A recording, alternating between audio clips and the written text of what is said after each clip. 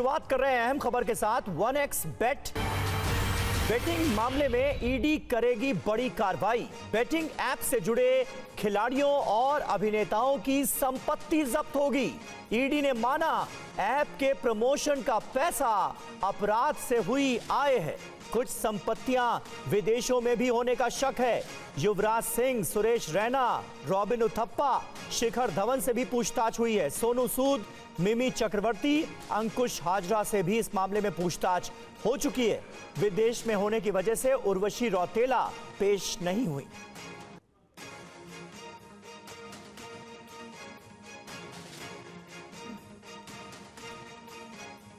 फिलहाल यही बड़ी खबर है, जहां देखिए खिलाड़ियों और अभिनेताओं की संपत्ति जब्त होगी। ये एक बहुत बड़ी खबर सामने आ रही है, जहां ईडी ने ये माना है कि आपके प्रमोशन का पैसा अपराध से हुई आय है और कुछ संपत्तियां विदेशों से भी होने का शक।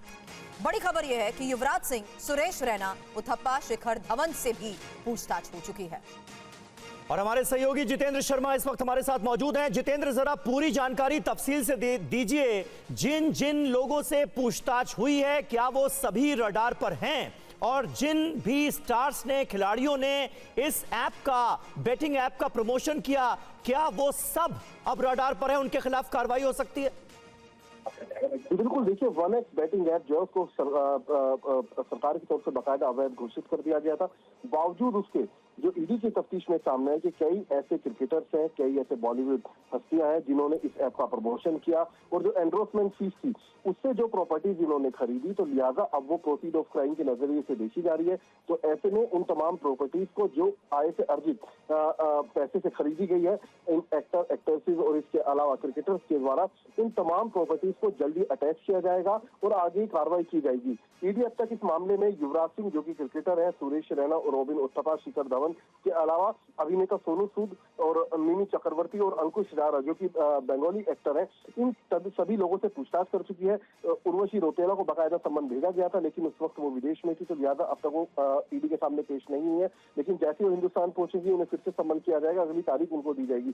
तो एक बड़ा सेटबैक इन तमाम क्रिकेटर्स के लिए और साथ ही बॉलीवुड हस्तियों के लिए, जो प्रमोशन से इनको पैसा मिला और जिस उन्होंने जहां इसको इन्वेस्ट किया पैसे को, उन तमाम प्रॉपर्टीज को जल्दी ईडी कार्रवाई करते हुए अटैच करेगी। बहुत शुक्रिया जितेंद्र आपका इस जानकारी के लिए।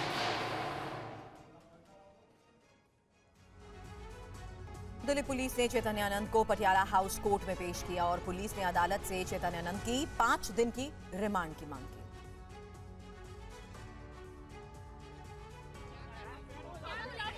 पटियाला हाउस कोर्ट में सुनवाई के दौरान दिल्ली पुलिस ने कोर्ट में कहा, ये लड़कियों से छेड़छाड़ का मामला है। 16 लड़कियों ने चैतन्यानंद के खिलाफ शिकायत की है। पुलिस ने कहा, लड़कियों को अल्मोड़ा, फरीदाबाद और गुरुग्राम ले जाता था। लड़कियों ने इसके खिलाफ बयान दिया है, इसलिए पूछताछ करना जरूरी है। दिल्ली पुलिस के एसीपी ने कोर्ट को बताया कि चैतन्यानंद न केवल लड़कियों के साथ कॉलेज के अंदर छेड़छाड़ करता था, बल्कि उन्हें धमकी भी देता था और लड़कियों को अश्लील मैसेज और कंटेंट भेजता था। उसने लड़कियों के बाथरूम में कैमरा लगाया था और ये कैमरे चैतन्यानंद के मोबाइल से कनेक्ट थे। उस पर सबूतों के साथ छेड़छाड़ के आरोप भी है।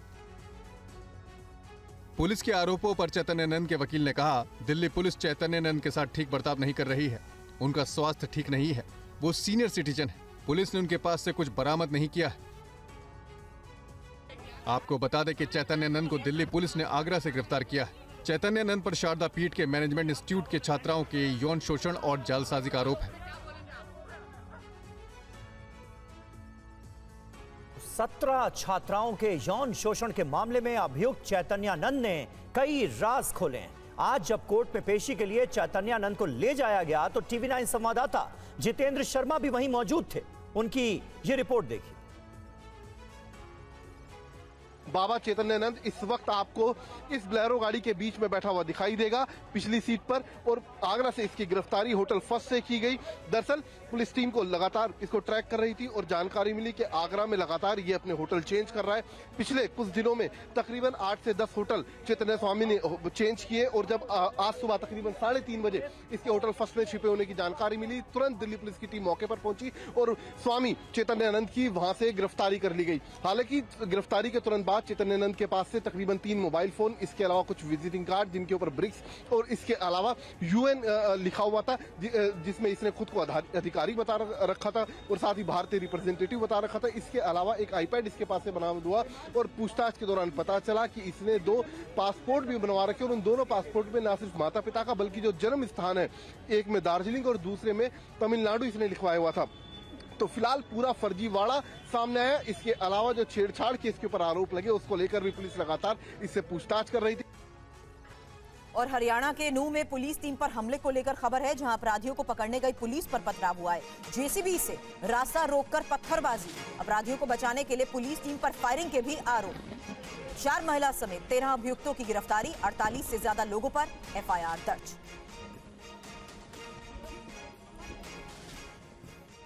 तो तस्वीरें एक साथ देखिए, जहां जेसीबी लगाकर पुलिस को रोका गया और अपराधी को पकड़ने के लिए जब पुलिस गई थी उसके बाद यहां हालात बिगड़ गए।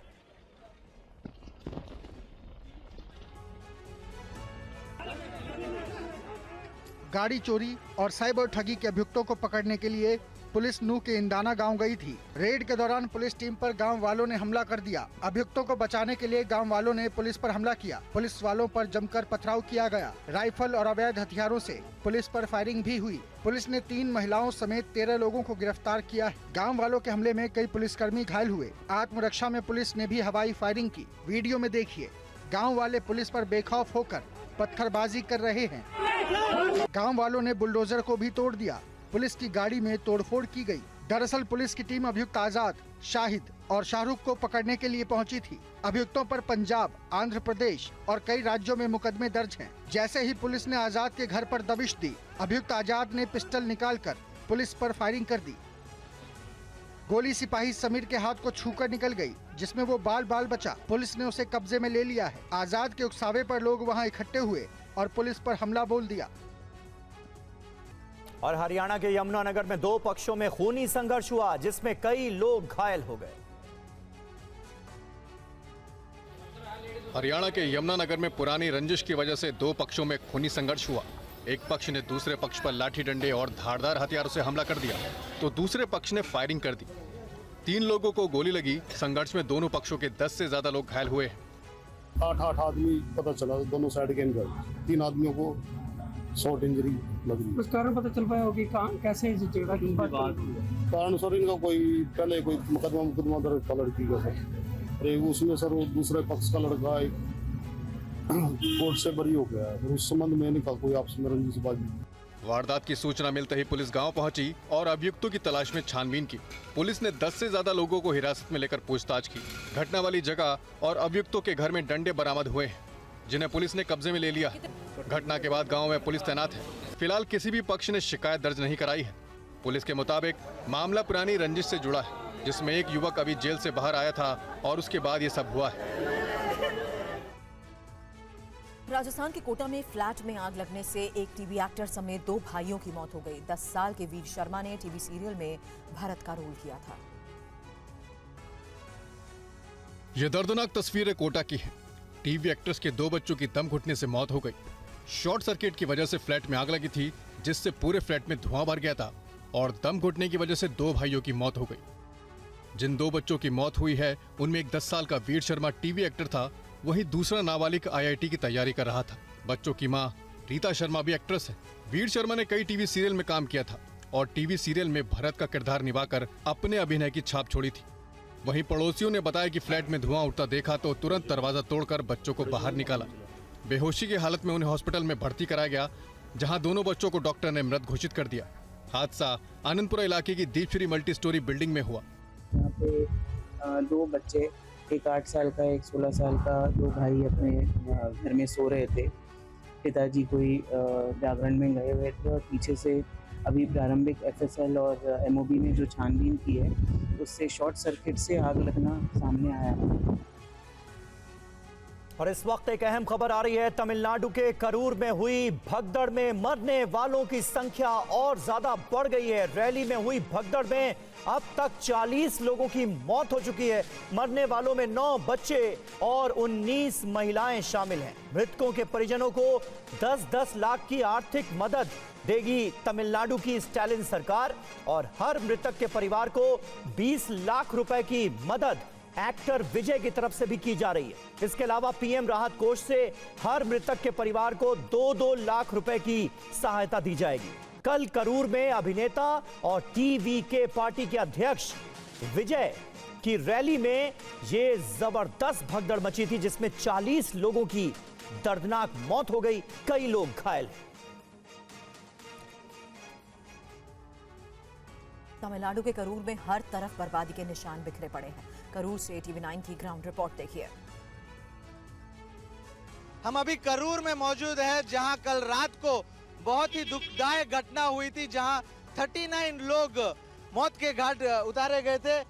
वो बेसिकली यहां एक रैली अटेंड करने आए थे, टीवी के तलपति विजय की रैली अटेंड करने आए थे। और ये जो आप देख रहे हैं अब, ये कल रात का आफ्टर माथ है, जो बेसिकली इतने लोग जो घायल हुए, 39 लोग जो मरे, ये उनके चप्पल है।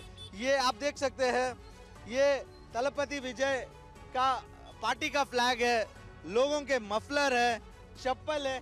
ये सब वो बचा कुचा चीज है जो कल रात की घटना के बाद हुआ है। और यही वो जगह है जहां बस रुकी हुई थी, जो आप विजुअल्स देख रहे हैं ड्रोन शॉट का। ये वही जगह है जहां लोग इकट्ठा हो गए थे और यहाँ से तलपति विजय लोगों से बात कर रहे थे। और आप देख सकते हैं, क्योंकि लोग एक्टर विजय को देखने आए थे, तो एक बहुत ही बड़ा झुमूर था यहाँ। बहुत सारे लोग, हजारों की तादाद में लोग एक दूसरे को पुश करते हुए आगे जा रहे थे।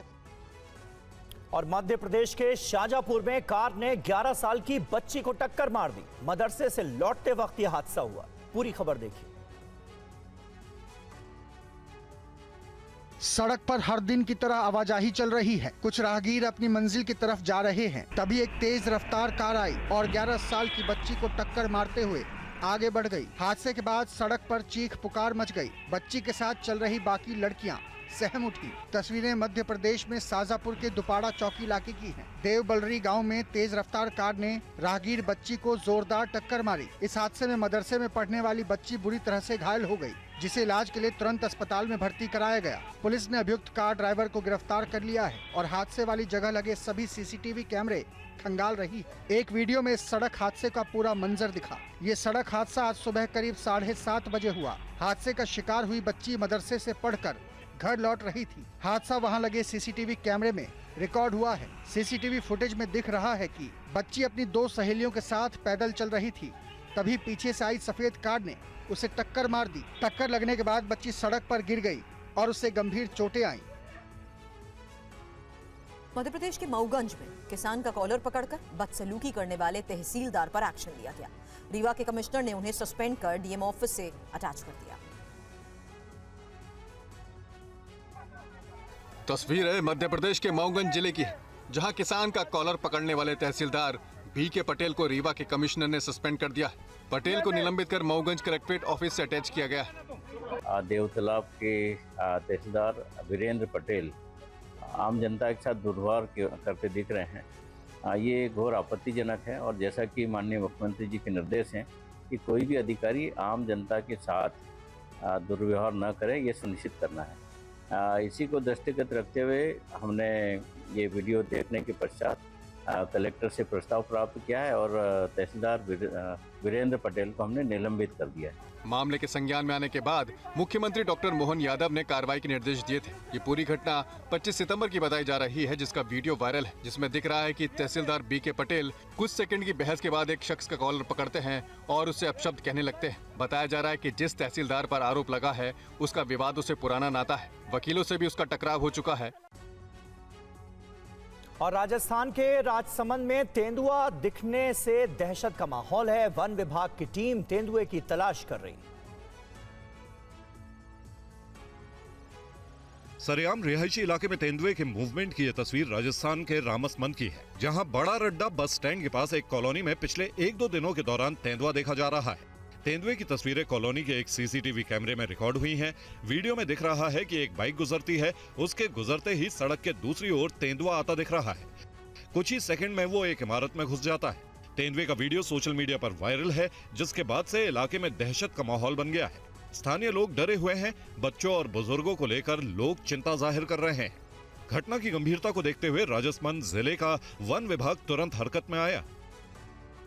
वन विभाग की टीम ने मौके पर पहुंचकर सीसीटीवी फुटेज की जांच की। वन विभाग की टीम तेंदुए की मूवमेंट की ट्रैकिंग में जुट गई है। वन विभाग ने लोगों से अपील की है कि वो अफवाहों पर ध्यान न दें और सतर्क रहें। साथ ही किसी भी तरह की संदिग्ध गतिविधि दिखाई देने पर तुरंत वन विभाग या स्थानीय प्रशासन को सूचित करें। और महाराष्ट्र के छत्रपति संभाजीनगर में बारिश से हुए जल भराव ने लोगों की मुश्किलें बढ़ा दी। कई लोगों को रेस्क्यू किया गया।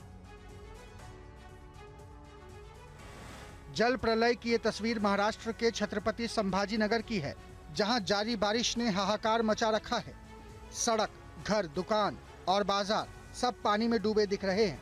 कई जगहों पर बाढ़ का पानी घुसने से लोगों को मुश्किलों का सामना करना पड़ रहा है। बाढ़ और बारिश की वजह से हालात इतने बिगड़ चुके हैं कि खुलताबाद तालुका के गोलेगांव में फुलमास्ता नदी में बाढ़ की वजह से करीब 15 लोग फंस गए। खुलताबाद तालुका के गोलेगांव में फुलमस्ता नदी में आई बाढ़ की वजह से करीब 15 लोग फंस गए। हालात बिगड़ते देख गांव वालों ने रेस्क्यू अभियान चलाया और काफी देर तक मशक्कत के बाद इन्हें सुरक्षित निकाला। जान बच जाने पर लोग राहत महसूस कर रहे हैं। बारिश और बाढ़ के चलते जिले में नदी नाले उफान पर हैं। फसलें बर्बाद हो चुकी हैं। प्रशासन लगातार हालात पर नजर बनाए हुए है, लेकिन बारिश के पानी से हुई तबाही का रुकना बंद नहीं हो रहा। रेस्क्यू टीमें अलर्ट हैं और प्रभावित गांवों को भी अलर्ट जारी किया गया है। जिले में लगातार तेज बारिश हो रही है, जिससे कुछ गांवों में बाढ़ जैसे हालात पैदा हो गए हैं। और महाराष्ट्र के ठाणे में भी बारिश और बाढ़ ने हालात बिगाड़ दिए हैं। कई जगहों पर बाढ़ में फंसे लोगों को रेस्क्यू करना पड़ा है। तस्वीरें मुंबई से सटे ठाणे जिले की है, जहां शाहपुर में लगातार हो रही बारिश से हालात बिगड़ गए। शाहपुर के ग्रामीण इलाकों में बादल फटने जैसी स्थिति बनी हुई है और पूरे इलाके में तेज बारिश जारी है, जिसके चलते नदी नाले उफान पर हैं।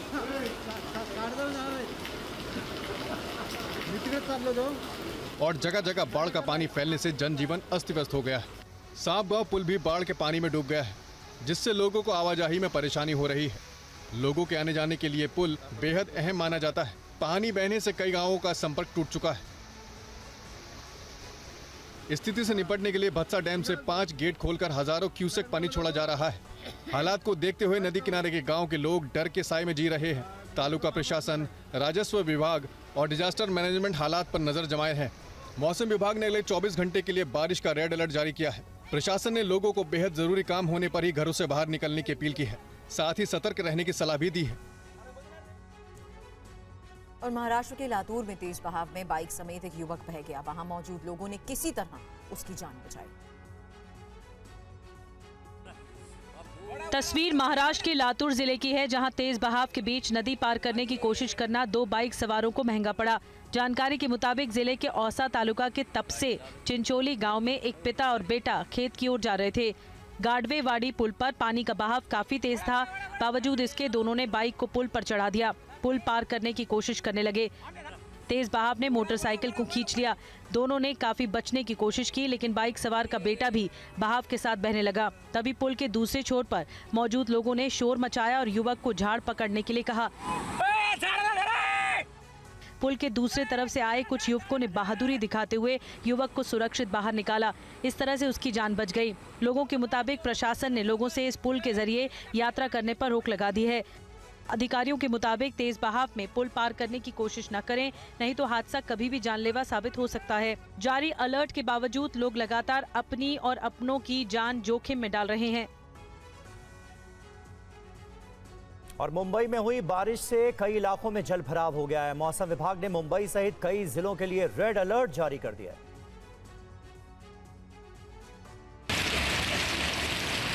मुंबई में बारिश आफत बनकर बरस रही है। बारिश के चलते कई इलाकों में जल भराव हो गया। तस्वीरें दहिसर हाईवे की है, जहां वेस्टर्न एक्सप्रेस हाईवे पर कई जगहों पर जल जमाव देखा जा रहा है। गाड़ियों को पानी के बीच से गुजरना पड़ रहा है। जिसके चलते लोगों को परेशानियों का सामना करना पड़ रहा है। मुंबई के माटुंगा किंग्स सर्कल पर भी तेज बारिश के चलते सड़क पर जल जमाव जैसे हालात बन गए। ईस्टर्न सबर्ब्स के अलावा वसई, विरार, मीरा भाईंदर, पालघर, नवी मुंबई, ठाणे के शहरी और ग्रामीण इलाकों में भी बरसात रुक रुक कर जारी है। मौसम विभाग ने मुंबई में बारिश का रेड अलर्ट जारी किया है। मौसम विभाग के मुताबिक मुंबई और आसपास के इलाकों में 30 सितंबर तक तेज बारिश हो सकती है।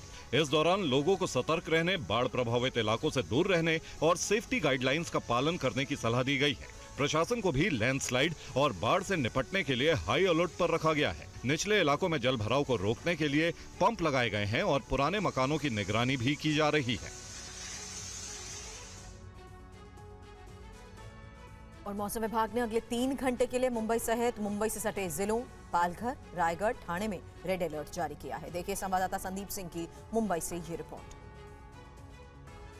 महाराष्ट्र के कई जिलों में मूसलाधार बारिश देखने को मिल रही है। मैं आपको तस्वीरें दिखा रहा हूं मुंबई के गेटवे ऑफ इंडिया यानी कि कोलाबा इलाके की, जहां पर तेज हवाओं के साथ जो है वो तेज बारिश जो है वो देखने को मिल रही है। आप तस्वीरें अगर देखेंगे समुद्र पर जो है वो घटाएं छाई हुई हैं और फॉग का असर जो है वो देखने को मिल रहा है। धुंध का असर जो है वो देखने को मिल रहा है। दूर का नज़ारा जो है वो कहीं ना कहीं बादलों के वजह से और बारिश के वजह से जो है वो छुप गया है। इसके अलावा आपको बता दूं कि मौसम विभाग ने मुंबई तथा अन्य जो ज़िले हैं, सटे हुए ज़िले हैं मुंबई, पालघर, रायगढ़ और ठाणे, इन तमाम ज़िलों में रेड अलर्ट जो है वो घोषित किया गया है। यानी कि अगले 3 घंटे मूसलाधार बारिश होने की संभावना है और जिसको ध्यान में रखते हुए बीएमसी की टीमों को अलर्ट करके रखा गया है। इसके साथ साथ डिजास्टर मैनेजमेंट की टीमों को भी जो है वो अलर्ट पर रखा गया है। और इस वक्त की एक अहम खबर, आरएसएस शताब्दी वर्ष पर जारी होगा डाक टिकट। प्रधानमंत्री नरेंद्र मोदी डाक टिकट और सिक्का जारी करेंगे। इस खास मौके पर 1 अक्टूबर को दिल्ली में यह कार्यक्रम होने जा रहा है, यह तय हो गया है।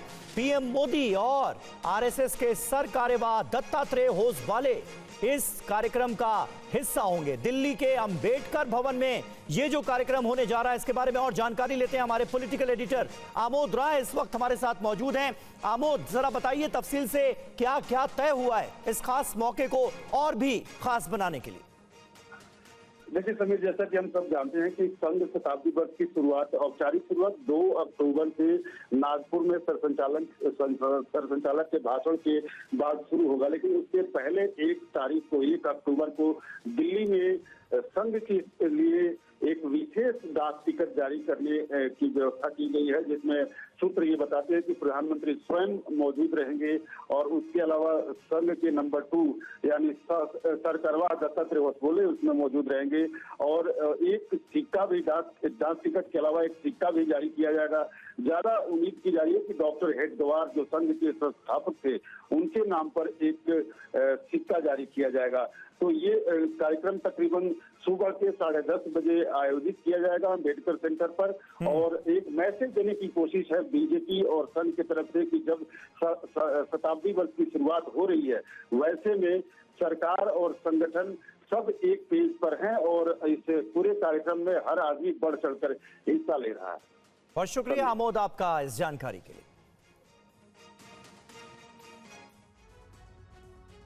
आज मन की बात में भी प्रधानमंत्री नरेंद्र मोदी ने आरएसएस के 100 साल पूरे होने के मौके पर संघ की राष्ट्र सेवा में अहम भूमिका की सराहना की। पीएम मोदी ने कहा, आरएसएस की एक शताब्दी की ये यात्रा जितनी अभूतपूर्व है उतनी ही प्रेरक भी। अगले कुछ ही दिनों में हम विजयादशमी मनाने वाले हैं।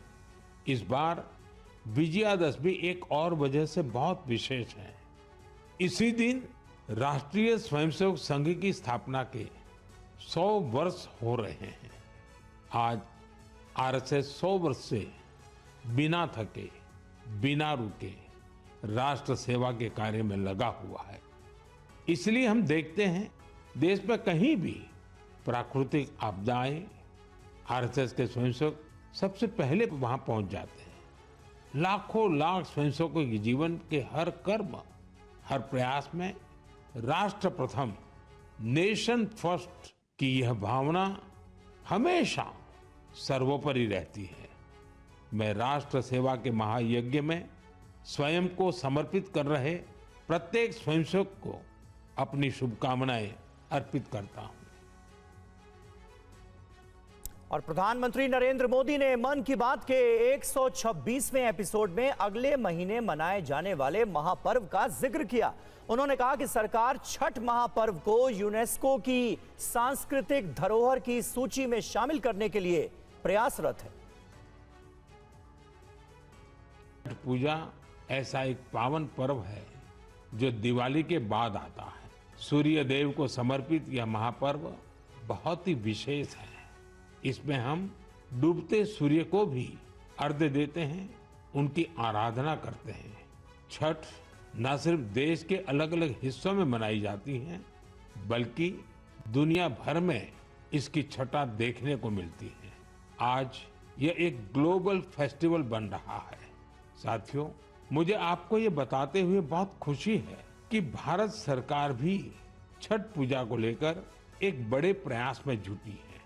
भारत सरकार छठ महापर्व को यूनेस्को की इंटेंजिबल कल्चरल हेरिटेज लिस्ट यानी यूनेस्को की सांस्कृतिक धरोहर की सूची में शामिल कराने का प्रयास कर रही है। छठ पूजा जब यूनेस्को की सूची में शामिल होगी तो दुनिया के कोने कोने में लोग इसकी भव्यता और दिव्यता का अनुभव कर पाएंगे। बड़ी खबर है, तेजस्वी यादव का नीतीश कुमार पर बड़ा हमला। बिहार में चोरी भ्रष्टाचार चरम पर है। नीतीश कुमार भ्रष्टाचार के धृतराष्ट्र। सरकार चुनावी रिश्वत देने की कोशिश में, जनता नीतीश के झांसे में नहीं आने वाली।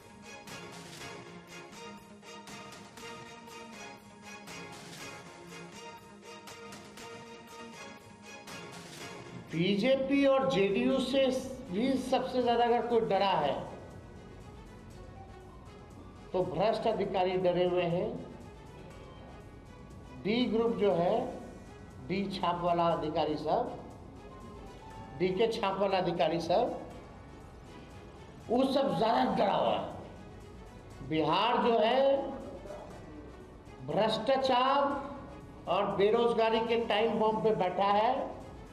हर जगह रिश्वतखोरी और घूसखोरी है। भ्रष्ट अधिकारी गरीबों को लूट रहे हैं। 2020 में इन्हीं भ्रष्ट अधिकारियों ने विपक्ष को हराया था। अब की बार जनता इनको सबक सिखाएगी और उन सभी भ्रष्ट अधिकारियों की सूची अभी मेरे पास है और अब की एक तरफा कार्रवाई नहीं होगी क्योंकि जनता मुस्तैद है। 41 साल में पहली बार एशिया कप क्रिकेट के फाइनल में भारत पाकिस्तान का हाई वोल्टेज मुकाबला होगा और आज पाकिस्तान का घमंड मिट्टी में मिलाकर भारत 9वीं बार एशिया कप की ट्रॉफी जीतने के लिए तैयार है।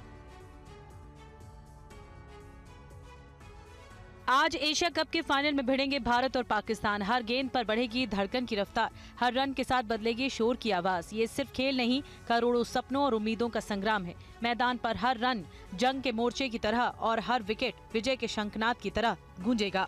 दर्शकों की सांसें थम जाएंगी, जैसे पूरी दुनिया एक ही मैदान में सिमट आई हो।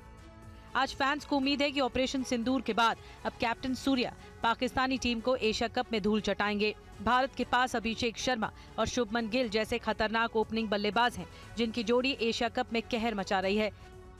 एशिया कप के फाइनल में भी पाकिस्तान पर भारत की जीत के 10 फैक्टर हैं। भारत की मजबूत ओपनिंग जोड़ी और दमदार बल्लेबाजी पाकिस्तान पर भारी है, तो स्पिनर की तिकड़ी और पाकिस्तान की कमजोर बैटिंग लाइनअप भी सूर्या की सेना को मनोबल बढ़ा रही है।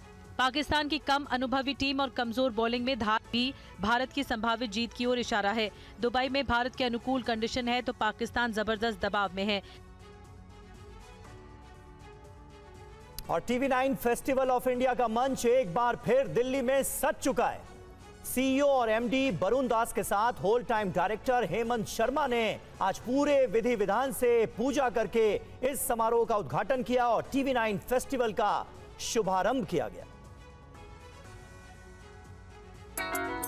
ये शानदार तस्वीरें दिल्ली के मेजर ध्यानचंद स्टेडियम में आज से शुरू हुए TV9 फेस्टिवल ऑफ इंडिया की। TV9 फेस्टिवल में पूरे भारत की झांकी दिख रही है। आज TV9 नेटवर्क के CEO और MD वरुण दास और TV9 नेटवर्क के whole time director Hemant Sharma ने इस उत्सव का शुभारंभ किया। दुर्गा पंडाल में विधि विधान से पूजा अर्चना की गई। यहाँ दिल्ली का सबसे बड़ा पूजा पंडाल बनाया गया है।